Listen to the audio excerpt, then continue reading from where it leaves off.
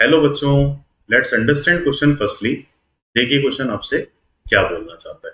तो क्वेश्चन में आपसे पूछा जा रहा है which of the strongest nucleophile site in following species. अब देखिए कि यहाँ पे बात चल रहा है न्यूक्लियोफाइल का। Nucleophiles are electron rich, electron donor.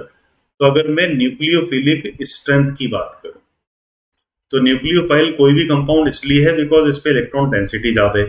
तो nucleophilic strength is directly proportional two electron density.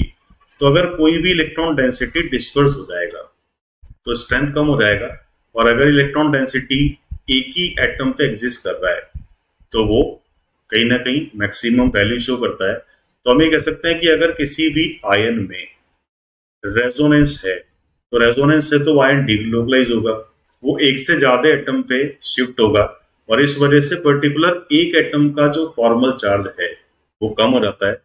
तो हम ये कह सकते हैं अगर मैं 1 से स्टार्ट करूं तो this negative charge is conjugated with pi bond. That means किस नेगेटिव चार्ज में क्या है, रेजोनेंस है। रेजोनेंस है तो किसी एक के पास में -1/2 चार्ज आएगा। दैट मीन्स चार्ज डेंसिटी कम हो गया। SO3 माइनस, ये नेगेटिव चार्ज भी दो पाई बॉन्ड के साथ रेजोनेंस में इन्वॉल्व है, इसका मतलब यहाँ भी कॉन्जुगेशन है, डिस्पर्स हो जाएगा। इस पर्टिकुलर नेगेटिव चार्ज में भी दोनों तरफ आपके पास है CO। एक तो CO दोनों -I -R है, और दूसरा अगर रेजोनेंस में ये किसी भी डायरेक्शन में डिलोकलाइज होता है तो किसी एक एटम पे पर्टिकुलर चार्ज क्या हो गया, रिड्यूस हो गया।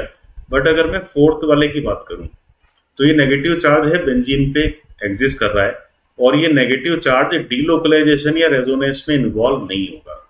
तो एक तो ये लोकलाइज है। लोकलाइज है इसका मतलब इस कार्बन पे इलेक्ट्रॉन डेंसिटी ज्यादा रहेगा। तो इन चारों में से जो बेस्ट पॉसिबल इलेक्ट्रॉन डेंसिटी है जहां डीलोकलाइजेशन या रेजोनेंस या चार्ज डिस्पर्शन नहीं है, वो किस साइड पे अपने को नजर आता है, ऑप्शन नंबर 4 में। तो इसके लिए आंसर आप क्या पिक कर सकते हो, नंबर 4। तो I hope you understood this question. All the best.